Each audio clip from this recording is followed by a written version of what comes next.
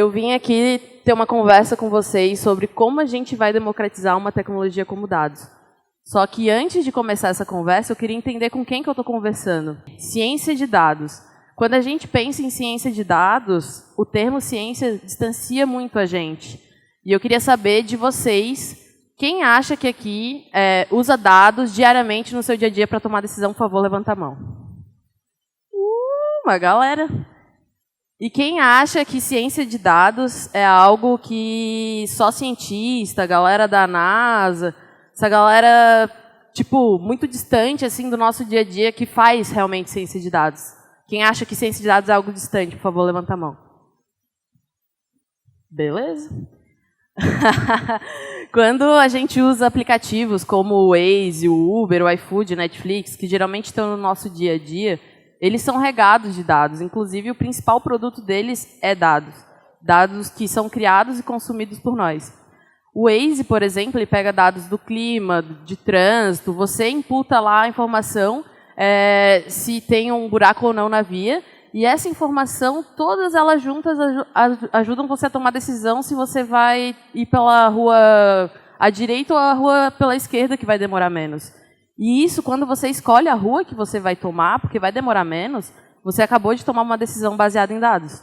Ou então, por exemplo, o iFood, que ranqueia os restaurantes, o Netflix, que pega tudo que você consome, e tudo de séries e filmes que você consumiu, e a partir disso te dá uma recomendação do que você vai gostar.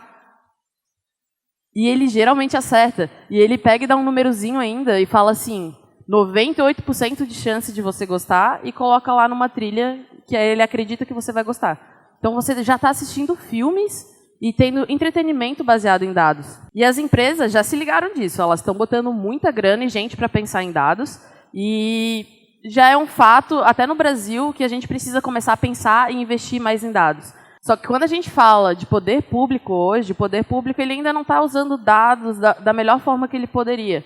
Só que quando a gente pensa da forma que a gente está tomando decisão hoje no poder público, a gente pensa em mesas assim, cheio de gente discutindo opinião, não dados. Muitas vezes, opiniões bem enviesadas. Quando enviesadas por quê? As pessoas que tomam decisão hoje, elas vivem com muito mais do que metade da população vive. Dados de 2018 mostram que 50% da população vive com menos de R$413 por mês. Per capita. R$413 por mês.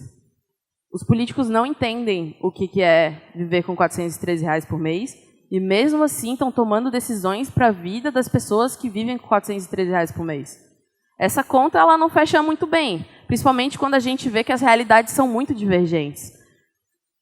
E as infinitas obras falidas e dinheiro público jogado no lixo só comprovam isso. O nosso momento atual político só comprova isso. A forma que a gente toma decisão na esfera pública está ultrapassada.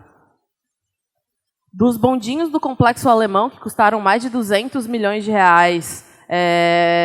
para o governo do Rio de Janeiro, e está caindo em cima da favela do Rio de Janeiro, não está ajudando os moradores a se locomover, inclusive eles mesmos, os moradores, estão arranjando a própria solução, que é simplesmente um mototáxi, muito mais barato do que um bondinho. Ou seja, não precisava estar gastando todo esse dinheiro público, e um dos problemas foi porque o poder público não ouviu as pessoas. E o que eu venho questionar hoje é que a gente precisa chamar as pessoas interessadas, as pessoas que vão sofrer as consequências das decisões que a gente está tomando no poder público, para sentar na mesa e discutir as propostas públicas. É claro que ele é um processo lento, e ele é um processo que a gente tem que começar a questionar todo o sistema como ele está sendo feito hoje. Só que antes de pensar em dados e como a gente vai fazer isso usando tecnologia, a gente tem que pensar em poder. Por que a gente está delegando poder para outras pessoas tomarem decisões sobre os principais fatores da nossa vida? E isso remete a gente à história da democracia. A democracia surgiu em 500 anos antes de Cristo, e a proposta dela era exatamente dar poder ao povo, porque o povo sabe o que ele precisa. E quando começou a dar os boom populacionais, onde a população começou a crescer muito, ficou muito difícil fazer a democracia direta, que era chamar as pessoas para discutir os problemas da cidade e que elas tomassem decisões juntas sobre aquilo. Só que Imagina fazer uma reunião com toda essa galera que está aqui. Ia ter um certo caos. Fica difícil operacionalizar. Ele não é um problema, sei lá, que isso é errado fazer, mas é que é difícil fazer. E aí a gente criou um outro sistema. Isso daqui é Atenas, como era o palco onde existiam essas reuniões, onde as pessoas tomavam a decisão para a cidade. E aí isso tudo passou um tempo, teve a explosão da população, e aí nasceu a democracia representativa, em 1400 depois de Cristo na Suécia. E a democracia representativa é tipo assim, eu pego e falo, ok, eu tenho meu poder, mas eu vou dar para outra pessoa que eu acredito que tem a mesma perspectiva que eu, e ela vai tomar uma decisão que eu tomaria. Só que a democracia representativa, ela tem alguns problemas. Primeiro, a gente só vai votar de 4 em 4 anos ou de 2 em 2 anos quando a gente pensa em prefeito. Ou seja, a gente se ausenta da mesa durante 2 anos. A gente fica 2 anos sem ter uma voz para decisões públicas. Será que isso não é tempo demais? E eu converti isso para dias para que a gente pensasse. São 730 dias que a gente se ausenta dessa mesa. São 730 dias que a gente não está dando informação sobre o que a gente quer e nem o poder público está ouvindo sobre isso. E é um sistema de 1400. E quando a gente pensa que é um sistema de 1400 e pensa o que existia em 1400, cara, não existia relógio de bolso, não existia carro, não existia computador, não existia internet, não existia o iFood, o Waze e todas essas tecnologias que estão ajudando a gente a tomar decisão no dia a dia. E já é nítido, porque a gente já está usando elas em diversas esferas da nossa vida. Porém, ainda não na esfera pública. Por que será? Essa é realmente a melhor versão de democracia que a gente pode ter? E isso fica nítido, se é a melhor versão de democracia ou não que a gente pode ter, como, por exemplo, atualmente alguns políticos trouxeram à tona a dúvida da fome no Brasil. Quando a gente discute um problema pelo viés de opinião e não sobre o viés de dados, a gente vai gastar muito tempo discutindo opinião, se é ou não um problema. Mas quando a gente pensa em dados, quando a gente olha no caso da fome, a gente vê que 7 milhões de pessoas no Brasil passam fome. Você sabe o que é 7 milhões de pessoas? São 15 Florianópolis inteiras sem ter o que comer. 15 dessa cidade. 15 Florianópolis inteiras sem ter o que comer no Brasil. Se a gente tem uma pessoa passando fome, é um problema. Se a gente tem 15 Florianópolis inteiras, não devia nem ser discutido se é um problema ou não. E isso é dados. Que o mundo mudou drasticamente, isso a gente já sabe, eu não preciso falar para vocês. Tanto que a maioria da galera aqui falou que usa dados no dia a dia e que acha que isso é presente. E eu fico muito feliz por isso. Porém, vem a questão, o Brasil está pronto para virtualizar essa mesa? Será que a gente está pronto para usar tecnologia e dados para a democracia? E aí eu trouxe alguns dados para a gente pensar sobre isso juntos. Em 2018, 115 milhões de pessoas escolheram algum candidato à presidência. E 126 milhões de pessoas usaram a internet regularmente nesse ano. Ou seja, 11 milhões de pessoas usaram a mais internet regularmente do que foram votar. Naqueles 4 anos que a gente fica sem ter o nosso poder de voz, só 115 milhões de pessoas foram votar. Só que essas 115 milhões de pessoas, elas vão de 4 anos votar para presidência ou para prefeito. Só que quando a gente fala de internet, as pessoas estão gastando em média 3 horas por dia na internet. É muito tempo que a gente tem acesso a um canal, que a gente está conectado a todas as pessoas, inclusive o poder público, e a gente não está utilizando isso da melhor forma para tomar decisões para a sociedade.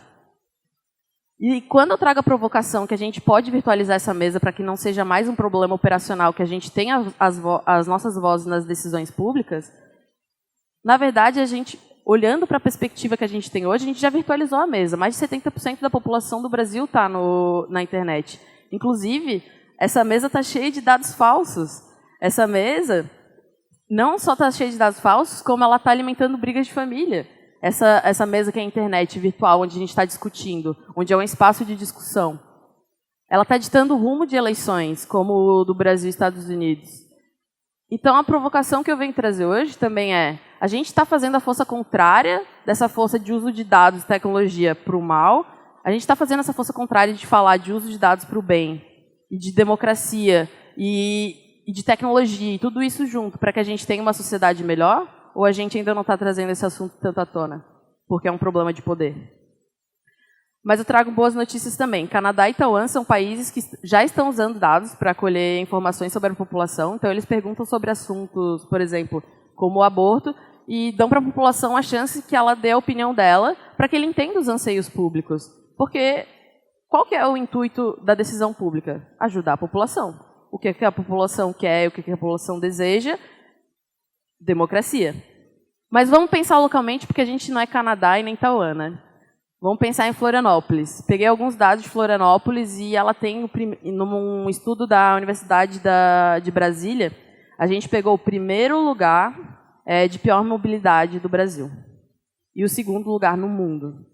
Então, eu queria perguntar de vocês, quem aqui é de Floripa e região e tem problema de mobilidade urbana? Por favor, levanta a mão. É um problema unânime. E não obstante disso, a gente tem essa ponte, que está há mais de 30 anos numa obra infinita, que já custou, estima-se 700 milhões, e que provavelmente não vai ajudar a resolver o nosso problema. E aí eu trago outra pergunta para vocês. Será que se a gente tivesse consultado, essa pergunta que eu vou fazer agora para vocês, quem é a favor de parar a obra e investir em outras soluções de mobilidade pública, por favor? Mobilidade urbana, perdão. Beleza. Quem é contra? Ok. Será que se o poder público tivesse feito essa pergunta para a gente teria gastado esses 30 anos todos com essa ponte, esse dinheiro todo que poderia ser usado para construir 3 outras pontes? A gente não teria feito isso? Talvez sim. E isso é dados, e isso é democracia. E aí tem um filósofo que eu gosto muito, que o nome dele é Coldre, que ele tem um livro chamado Porque a Voz Importa. E ele acredita que a gente só vai ter uma democracia de verdade quando as nossas vozes, como população, serem ouvidas. E a gente aprenda a exercer mais a nossa voz.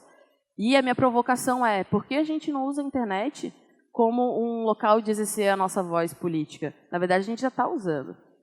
Nós já temos voz. Só que o governo ainda não está ouvindo ela para ouvir os nossos anseios. Ou se ouve, ainda pode ser muito deturpado, porque a gente está suscetível ao uso de bots e robôs políticos que podem estar manifestando opiniões contrárias ao que a gente realmente quer. E a gente já tem a mesa, ela é a internet, a gente já tem esse espaço de discussão. Ela só falta ser reconhecida e organizada como uma mesa, para que a gente não esteja vulnerável a fake news e problemas como esse que eu acabei de mencionar. E existe uma forma melhor de democratizar dados, que é uma tecnologia tão importante, e está no nosso dia a dia, vocês falaram que já estão usando. Existe uma forma melhor de democratizar dados, que se não pela democracia, que é a forma que a gente quer atingir a maior parte da população possível, onde realmente vai ter transformação no nosso dia a dia, para que a gente tenha vontade de usar essa tecnologia, porque a gente está vendo o resultado. Porque quando você exercer sua voz e o poder público ouvir ela através de uma tecnologia, você vai querer exercer mais. E o meu apelo final é, será que a gente não tem que sentar mais na mesa para discutir esses problemas de uma forma resolutiva, para a gente chegar num consenso final, onde a gente resolva os nossos problemas como uma sociedade, que a gente é, e que a gente tenha que se portar mais como uma sociedade que discute problemas de uma forma resolutiva? E não só a cada 2 anos, ou 4 anos, ou 730 dias, mas, quem sabe, a cada 3 horas que a gente está passando na internet. É isso. Obrigada.